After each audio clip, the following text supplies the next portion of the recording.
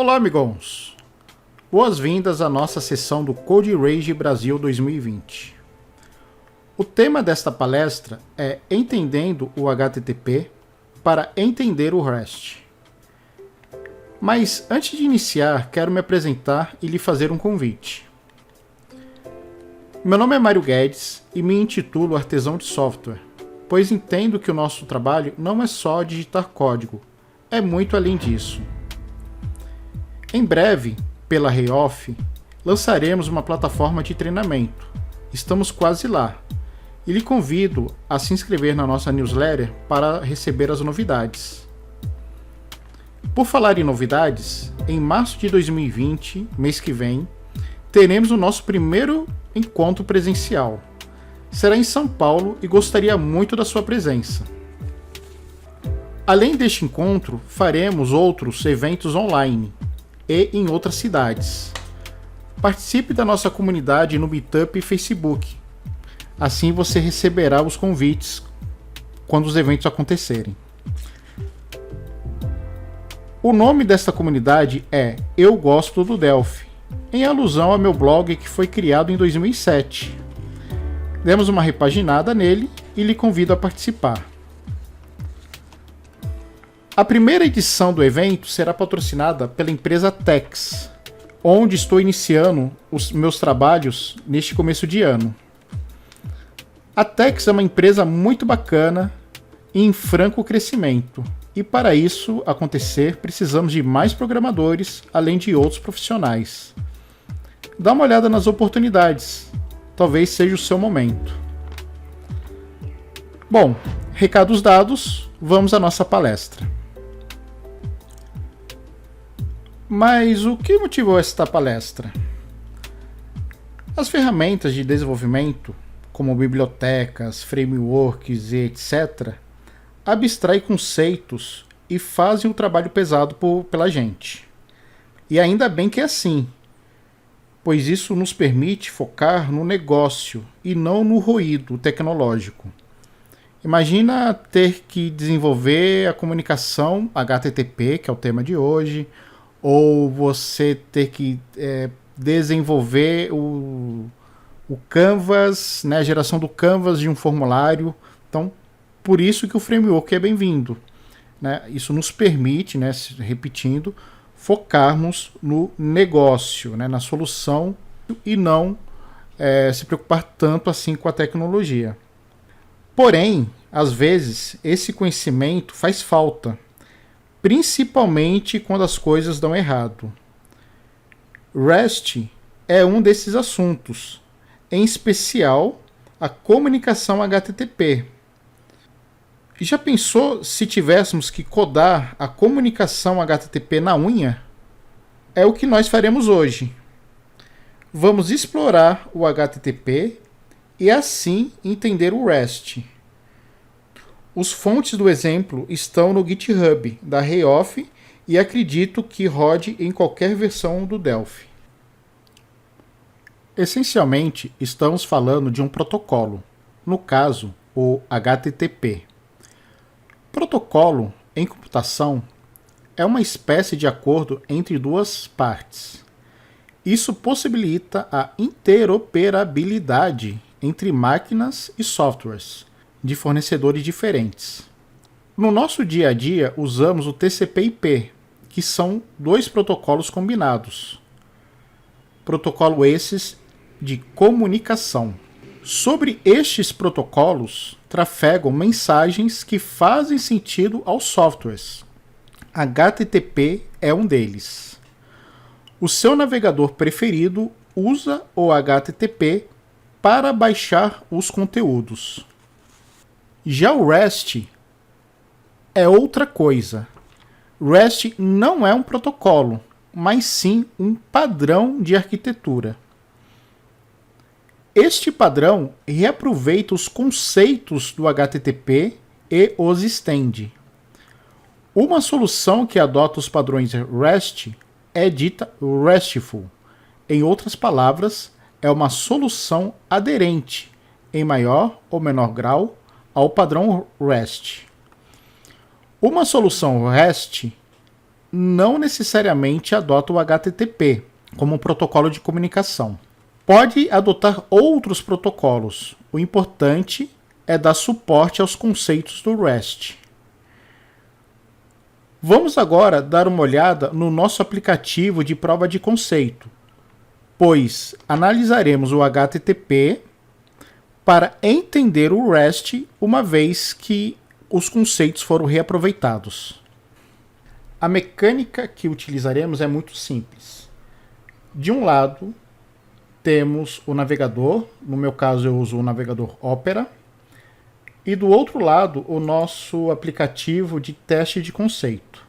Na área verde, veremos a requisição que o navegador fará para esse pequeno servidor que desenvolvemos, e na área preta é onde escreveremos a resposta.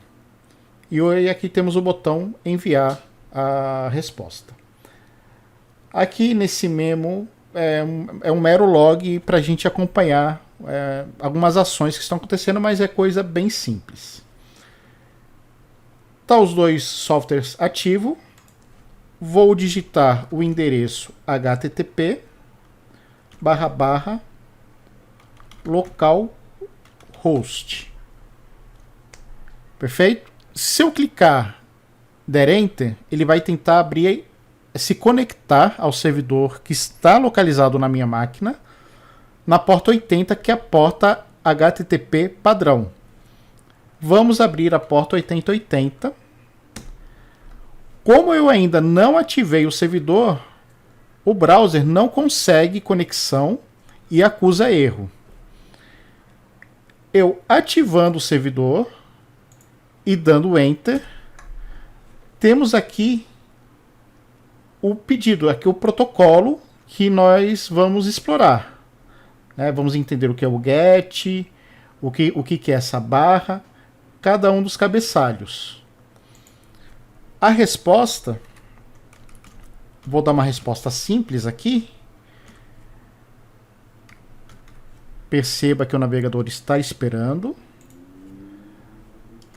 Vou responder com 200 OK. E vou mandar um HTML simples. Body. Vou aqui deixar evidente, né? Vou pintar aqui o fundo. O nosso Olá Mundo. E vou fechar a tag. O ideal é que essa resposta fosse mais completa, com mais cabeçalhos, mas o navegador vai entender este conteúdo. Então enviei e temos aqui o resultado. Vamos dar agora uma olhada rapidamente no fonte que interpreta este conteúdo e envia essa resposta. Mas de cara dá para perceber a simplicidade do protocolo HTTP, que é a sua maior qualidade. Então é um protocolo baseado em texto e bem simples de entender e aplicar. E cada uma dessas chaves possibilita recursos que ambos os lados, servidor e cliente, têm que saber lidar. Bom, amigos, estamos aqui com o Delphi aberto. É um projeto simples, como dito, está lá no GitHub da Reoff. Então, um componente simples, né? Então, provavelmente isso daqui vai funcionar em qualquer versão do Delphi. E estamos utilizando o componente da paleta INDI, o ID TCP Server. Então, perceba que não usamos o HTTP Server, porque este componente HTTP Server já resolveria o protocolo HTTP para a gente. Então, demos um passo para trás e escolhemos utilizar o ID TCP Server. Significa que eu posso lidar com qualquer protocolo de aplicação que trafegue sobre o protocolo TCP/IP. Isso aqui vamos trabalhar com HTTP, mas poderíamos trabalhar com FTP, IMAP, POP3, entre diversos outros protocolos e também criar o nosso próprio protocolo. Não é a melhor ideia, porém pode fazer sentido em alguma necessidade. O componente ID TCP Server tem poucas propriedades. A principal aqui provavelmente é a porta, né? Eu deixei como porta default 8080, porém na interface a gente consegue mudar se for o caso. E o principal evento é o evento onExecute, onde vamos tratar a conexão TCP/IP que recebemos. Vou explicar agora passo a passo desse algoritmo. É bem simples. E daí, na próxima parte do vídeo, trataremos dos conceitos do REST. Então, nos concentrando agora na procedure que está associada ao evento onExecute do TID TCP Server, vemos aqui a declaração de algumas variáveis e entramos numa seção crítica. Tá? Então, aqui são conceitos de thread, porque o onExecute do TID TCP Server é executado sob o contexto de uma thread. Então, mesmo não tendo criado uma thread explícita aqui, né? Não fui eu que criei a thread, esta procedure será executada sob o contexto de uma thread. O que é natural, porque posso tratar várias conexões de clientes ao mesmo tempo. Como aqui há uma interação na parte de interface gráfica, porque aí a gente vai ler o cabeçalho e vai responder, então entrei numa seção crítica para que outras conexões não atrapalhem, ou atrapalhem o mínimo possível, as nossas análises aqui. Aqui entramos numa sinalização visual do que está acontecendo, né? Inclusive estou mostrando o ID da thread que está sendo executado no momento. Pego aqui, armazeno numa variável o manipulador do canal TCP/IP, né, do socket, que está sendo processado no momento. Inicializo algumas variáveis e finalmente começo a ler o cabeçalho do protocolo HTTP. No próximo slide veremos isso, né, um mapinha aí da mensagem TCP/IP. Só que é aqui, né, só vale a pena dizer isso, que aqui é que eu estou pegando linha a linha o cabeçalho HTTP. Um dos cabeçalhos indica o tamanho do corpo, o famoso body, né, do conteúdo do HTTP. Então, eu estou armazenando nesta variável este conteúdo. Então, se o cabeçalho que eu passei nesse momento for content length, vou armazenar o valor dela nessa variável, que é uma quantidade em bytes. Então, se tiver o número 2, então eu entendo que eu tenho 2 bytes sendo trafegado. Então, se o tamanho do conteúdo for maior que 0, existe um conteúdo. Então eu aqui estou pegando todo o conteúdo a uma só vez e não a linha. Então eu estou dando read string e não read line, como eu fiz anteriormente. Suspendemos a execução da thread pelo tempo que for necessário, para que possamos escrever a resposta lá no memo preto. Então, quando apertar o botão enviar, vai sair do wait for e escreveremos o conteúdo do cabeçalho e do corpo também. Então, vamos varrer aqui o memo resposta e enviar. Finalmente, encerramos a conexão TCP/IP e damos algumas sinalizações visuais e liberamos a seção crítica para a próxima execução. Vamos agora analisar o protocolo HTTP.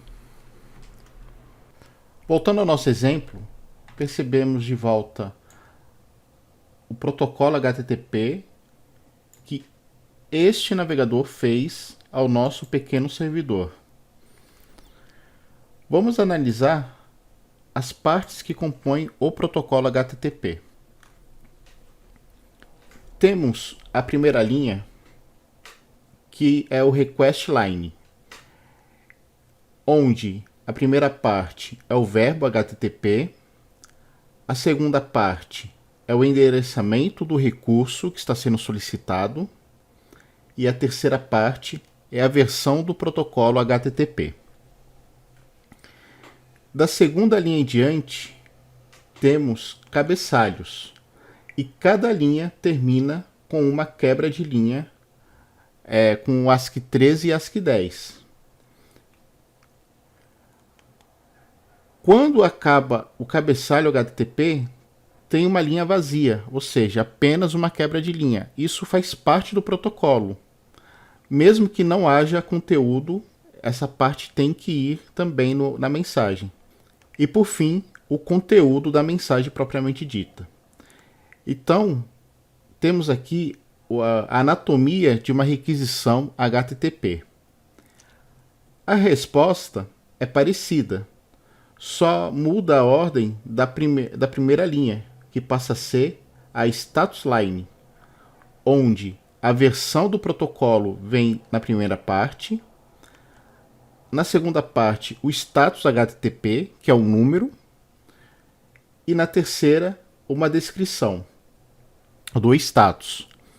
Ela, em geral, não é relevante, então ela não pode ser considerada, ou não deveria, né, ser considerada na análise da resposta, e sim o código numérico.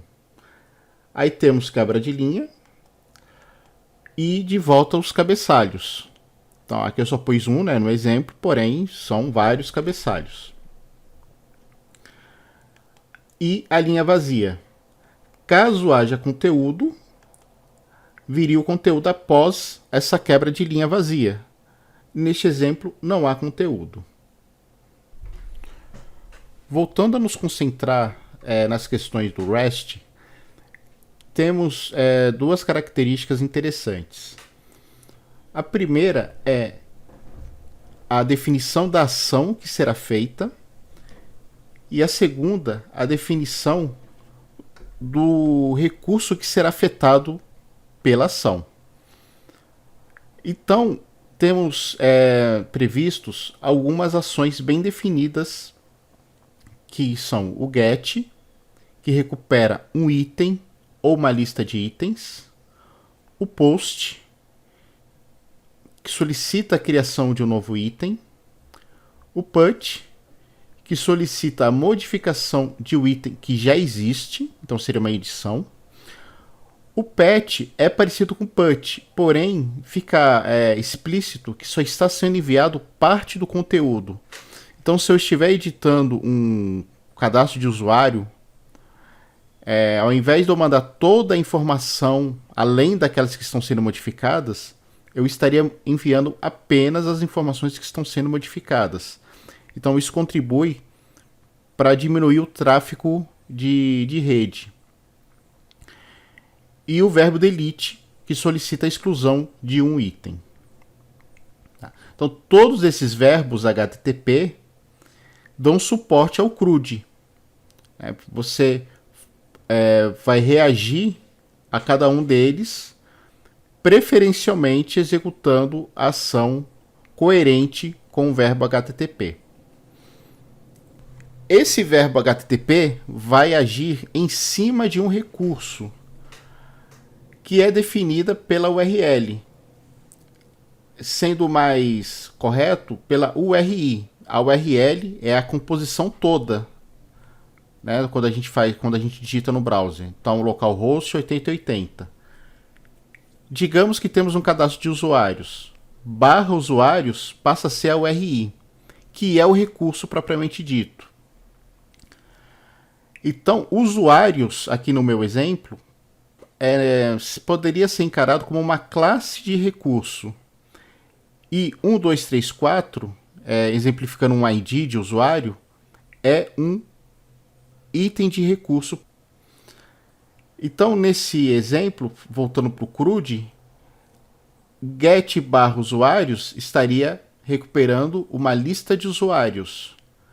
get/usuários/1234, apenas o usuário de ID 1234. Se eu quiser criar um usuário novo, post/usuários. E eu poderia receber o ID de volta na resposta. put/usuários/1234. Então, estou solicitando a modificação de informações sobre o usuário 1234. E, por fim, o delete usuários/1234, que exclui, né, deveria excluir o usuário de ID 1234. Repetindo, né, a ação é determinada pelo verbo HTTP e o alvo, o target, é definido pela URI.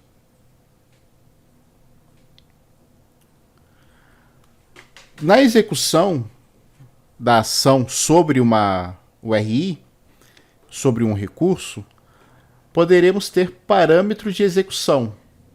Então, numa listagem de usuários, de repente tem 1000 usuários. É muita coisa para retornar para o front-end.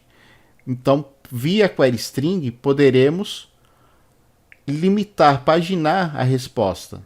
Então, aqui é uma forma de parametrização da solicitação via query string. Poderia ser no cabeçalho. Então, poderíamos criar os nossos próprios itens de cabeçalho HTTP. Em geral, chaves de acesso, definição de formatos, entre outros. E também cookies, que é uma forma de trafegar a informação de forma persistente entre o cliente e o servidor. Quando a solicitação chega ao servidor, o servidor processa a solicitação, baseando-se no verbo HTTP e no endereçamento do recurso, e o resultado do processamento é retornado via status HTTP, que é um código numérico. Existe uma tabela padrão que pode ser estendida para ter significados mais específicos no seu sistema. Nesse slide, vemos uma tabela mínima, né? Tem muitos outros códigos, mas esses são os mais comuns. Então, 200 significa sucesso, e com um pouco mais de precisão, o 201 também é um sucesso, mas indicando que o recurso foi criado. Então, seria o retorno ideal para uma operação POST. 202 é um retorno para aquelas tarefas assíncronas, que não é respondido naquele momento. Ou seja, será realizado em lote. E 204 também é um sucesso e é usado quando não há retorno. Conteúdo, né? Não há conteúdo no retorno. O mais comum é vermos 200, porém pode aparecer essas outras variações. Quando o cliente manda algum parâmetro errado, ele recebe erros do tipo 400. 400 seria um erro genérico, né? Um erro que não está bem determinado. 401, o usuário não foi autorizado, ou seja, ele não foi autenticado. O servidor não sabe de quem está fazendo o acesso. Enquanto que o 403 indica que o usuário não tem permissão, porém é conhecido. Então há uma diferença entre o 401 e o 403. E o 404 é o nosso velho conhecido not found. Agora, quando dá algum erro no servidor, o status geralmente começa com 500. Sendo 500 um erro genérico, e o 502 é um problema que acontece bastante, pois geralmente não nos conectamos diretamente com o serviço que vai processar a solicitação. A gente se conecta em um proxy. Então, esse proxy determina um tempo limite para o web service processar. Se ele não atender esse tempo limite, podemos receber, então, 502. Então, essa é uma tabela resumida. Existem outros códigos. E agora vamos falar do último aspecto do padrão REST, que é a representação da informação. os dados que trafegam entre o cliente e o servidor precisam ser representados de alguma forma. O padrão atual é o JSON, mas já foi o XML, principalmente com SOAP. Mas, basicamente, o cliente informa no cabeçalho accept os formatos preferidos e recebe na resposta o content type. Obviamente que só tem sentido informar o accept se o servidor der suporte a mais de um formato. O ideal é que isso aconteça. Vamos agora voltar ao nosso aplicativo de prova de conceito para verificar tudo isso em ação. Para essa rodada de exemplos, dispensamos o navegador Opera e acionamos o REST Debugger do Delphi, que tem o mesmo comportamento do REST Client. Então vamos fazer algumas solicitações do REST Debugger para o nosso pequeno servidor. Então vou ativar aqui na porta 80. Aqui na URL irá o endereço do host do servidor. Então, no nosso caso, http localhost na porta 8080. Então, vamos retornar, né? Então, é o verbo get e aqui o recurso. Então, usuários.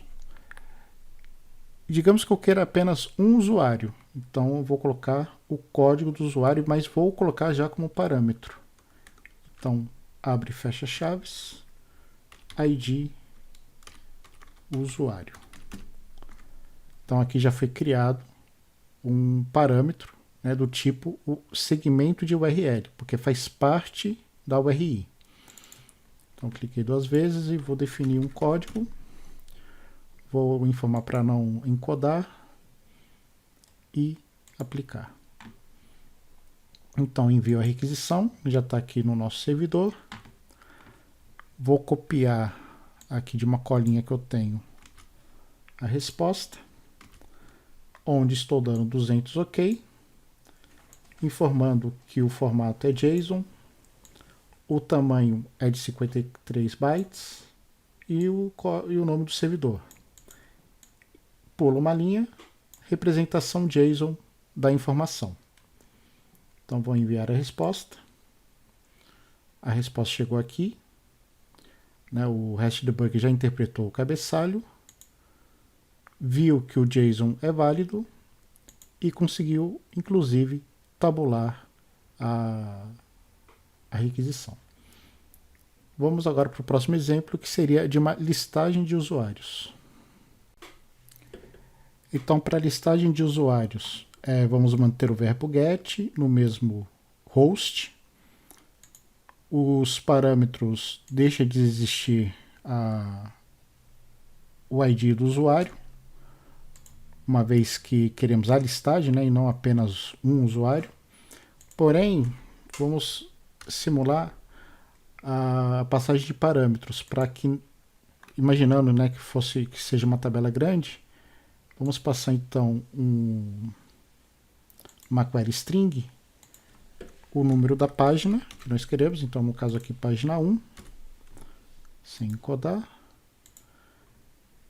e vamos limitar a quantidade de registros para 10 registros. Então itens, né, poderia ser o nome de um parâmetro, 10,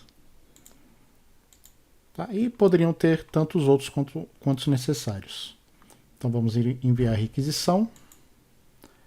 Então está aqui, né, a query string depois da interrogação. Vou pegar minha colinha e colar aqui. Então o JSON é diferente, né? Estamos enviando uma lista com 2 itens com as mesmas informações de dados de usuários. Vamos enviar a resposta.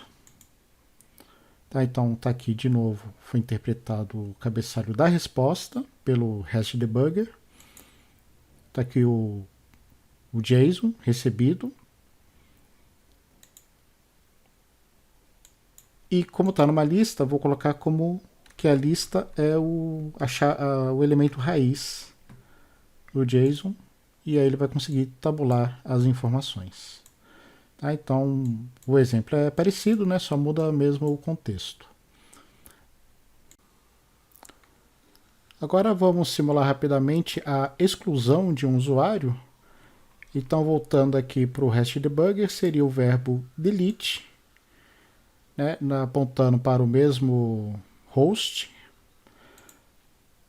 O recurso seria usuários e digamos que estamos excluindo eu vou passar como parâmetro, né, para ser uma boa prática. Então, ID usuário de novo.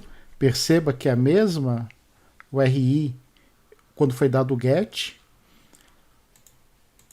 Vou deletar esses dois parâmetros de query string, porque elas não são necessários nessa API.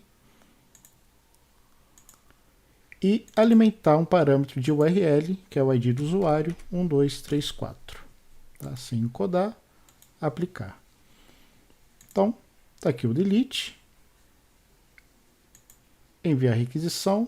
Percebemos que no protocolo HTTP veio o verbo delete, a URI determinada, algumas informações no cabeçalho, sem conteúdo.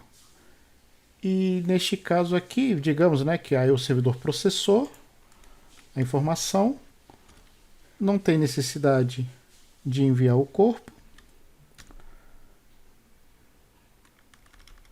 não tem content type, não tem content length e uma operação com sucesso, 200 OK. Então vamos enviar a resposta. Então tá aqui tudo entendido. O único cabeçalho foi o servidor, sem conteúdo. E a mesma coisa seria para, de repente, o post e put. Então é a mesma mecânica, mudaria apenas o verbo HTTP em questão. Bom, amigos, chegamos ao fim da nossa sessão e espero ter conseguido passar a mensagem do quanto o REST é simples por conta do HTTP ser simples também.